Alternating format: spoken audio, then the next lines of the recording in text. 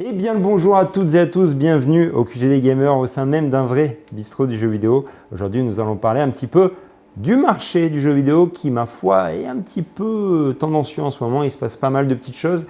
Et donc du coup pour ça je vais vous parler de Strauss Zelnick qui est tout simplement le PDG de Take-Two, donc la société mère de Rockstar, qui lui nous parle très légèrement mais quand même du prix de GTA 6. On va en parler tout de suite avec également deux débats que j'ai envie d'ouvrir avec vous. C'est parti. On commence donc avec le prix de GTA 6 qui est quand même assez intéressant en ce moment, tout le monde en parle. Qu'est-ce que ça va être ce prix? Est-ce que ça va être 100 € comme beaucoup de personnes le disent ou pas du tout? Eh bien écoutez, Strauss nous a un peu plus indiqué, sans le dire clairement, mais il nous a un petit peu plus indiqué.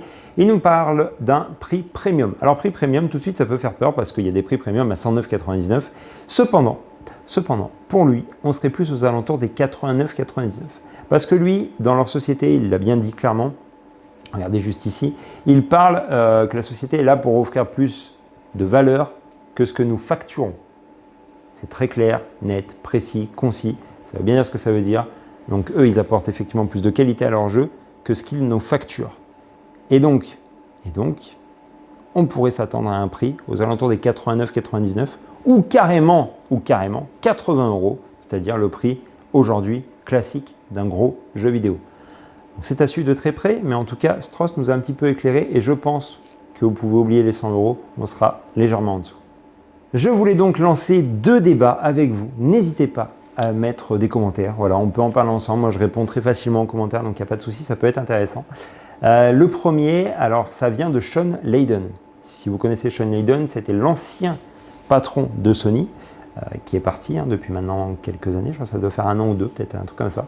Et lui, il continue quand même à suivre un peu le marché et tout, c'est normal, il travaille encore dans cet univers-là. Et du coup, il nous balance un petit truc qui, ma foi, fait quand même bien réagir, fait bien parler.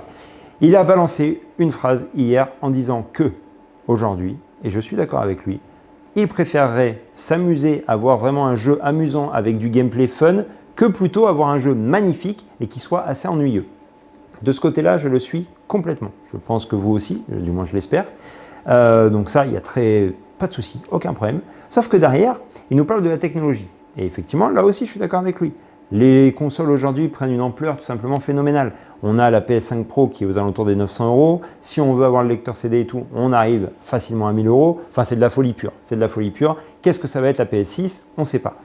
Et du coup, pour lui, il faut revenir sur une base de console un peu moins puissante, mais qui offre des jeux super cool et beaucoup plus amusants. Très bien, pas de souci, aucun problème là-dessus, je suis totalement d'accord avec toi. Sauf que derrière, et là il aurait dû se taire avant, mais derrière en fait il nous rajoute que par contre, il est effectivement pour l'augmentation des jeux vidéo. Donc qu'est-ce que ça veut dire? Ça veut dire aujourd'hui que un développeur va un petit peu moins s'embêter à faire un jeu vidéo qui va être beaucoup plus facile à développer, on est d'accord, puisque beaucoup moins de temps à prendre sur le graphisme, beaucoup moins de temps à prendre sur le gameplay, etc. Enfin, si sur le gameplay justement c'est ce qui est intéressant, mais vous voyez ce que je veux dire? On arriverait à des jeux un petit peu plus classiques, mais plus amusants que ce qu'on peut avoir aujourd'hui. Un petit peu comme on a sur des jeux indés. Moi je repense à, voilà, comme j'ai dit hier dans le short pour ceux qui l'ont vu, à Celeste, à Katana Zero, à Hotline Miami. Tous ces jeux-là, ce sont des pépites, vraiment des pépites, et c'est des petits jeux indés qui ne font pas forcément parler assez d'eux, pour ma part, je trouve, et qui dépassent largement certains AAA. Bref, donc ça veut dire qu'aujourd'hui, voilà, on arriverait sur des jeux beaucoup plus faciles à développer et qui seraient beaucoup plus chers. Et là, il y a débat. Donc dites-moi ce que vous en pensez dans les commentaires. Deuxième chose, et là ça va aller beaucoup plus vite que le premier débat, pareil, vous savez qu'il y a de plus en plus de jeux qui sont à date de péremption. C'est-à-dire qu'on a par exemple du The Crew qui s'est fermé totalement définitivement en mars 2024 et depuis on ne peut plus jouer à ce jeu, carrément pas. Donc pour ceux qui l'ont dans la bibliothèque, ça fait un petit jeu de collection, mais c'est tout quoi. Ça sert à rien d'autre. Eh bien, moi j'ai été choqué aussi par le fait de Top Spin, le tout dernier qui est sorti quand ils ont fait leur grand retour. Quand on regarde tout en tout petit à l'intérieur, je crois, ou alors c'est carrément à l'arrière du jeu. C'est marqué que le jeu se périme en décembre 2026. C'est un délire là aussi. Ça veut dire qu'en décembre 2026, le jeu sera toujours jouable, contrairement à The Crew, mais uniquement en mode exhibition et en mode arcade. Et c'est terminé. On n'aura même plus de mode histoire, de mode solo, enfin de mode campagne, quoi. On n'aura même plus accès à ça. Et les serveurs seront bien évidemment fermés. Donc ça veut dire qu'aujourd'hui, on achète des jeux qui ne nous appartiennent absolument pas.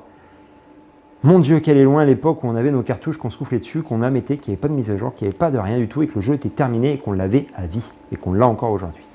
Qu'est-ce que vous en pensez? J'attends vraiment vos commentaires, ça va être très intéressant. J'espère en tout cas que vous avez passé un agréable moment en ma compagnie. Moi, je vous dis à très bientôt. Prenez soin de vous. Ciao, bye!